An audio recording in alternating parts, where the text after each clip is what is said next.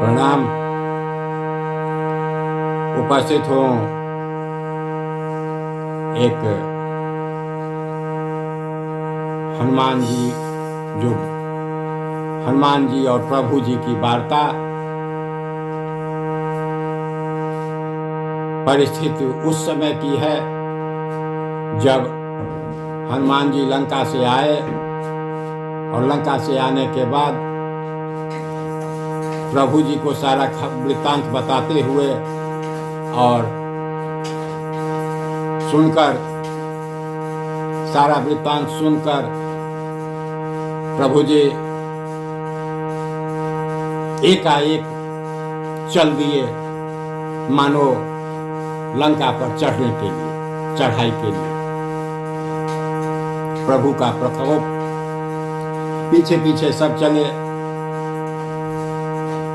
फिर प्रभु तो प्रभु ठहरे, सिंधु तट के किनारे, समुद्र के किनारे जाकर रुक गए और हनुमान जी की ओर देखा उन्होंने। हनुमान जी देखते ही समझ गए, वहां पहुंचे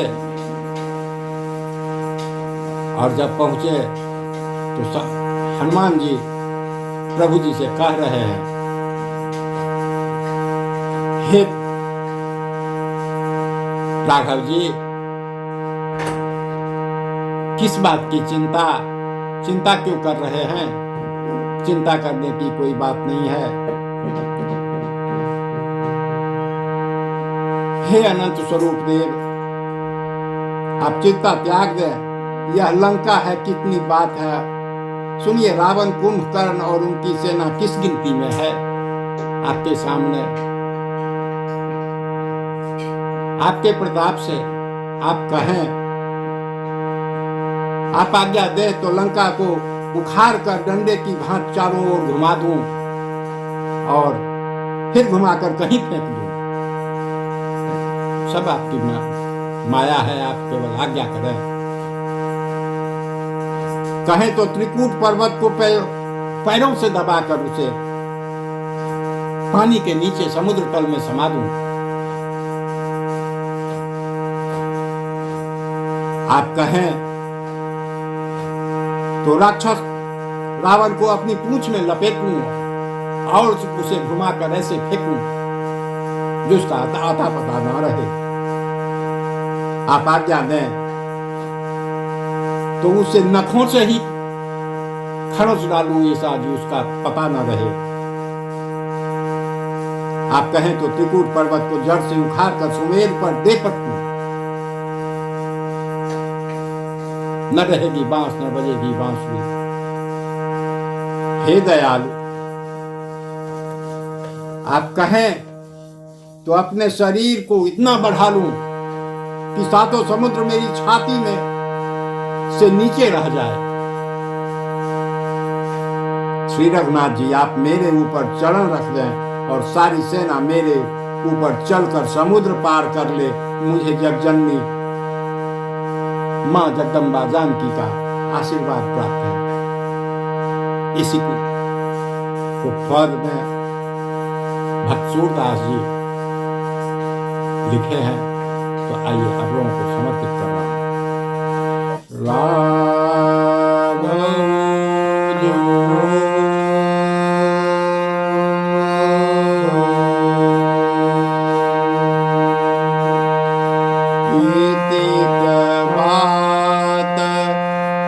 तजे चिंत केतिक रावण कुंभकर्ण दल।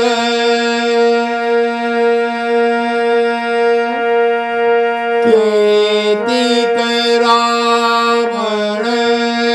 कुंभकर्ण दल।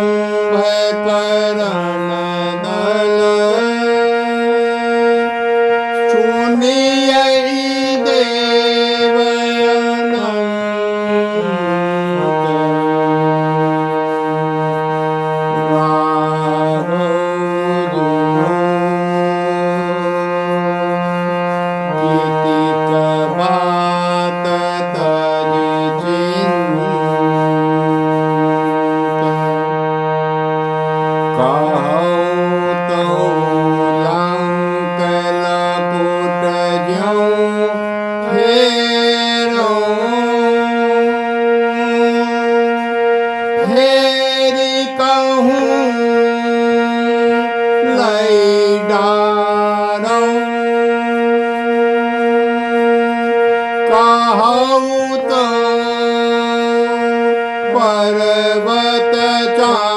पे चरण तर मीर खार मैदानों राघव जो कीर्तित बात तजी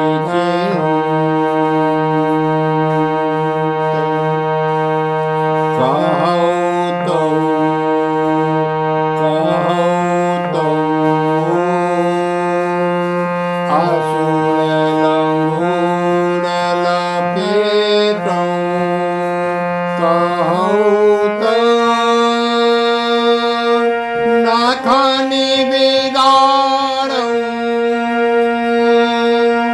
कहूँ तो सैलऊ पारी पेड़ तई दैसु मेरो सौ मारो जेतिक सैल सुमेरु धरनी जेतिक शैल सुमेरु धरनी में भोज भरियानी मिलाऊं सप्त समुद्र देऊ छाती तर एतिक देह बढ़ाऊं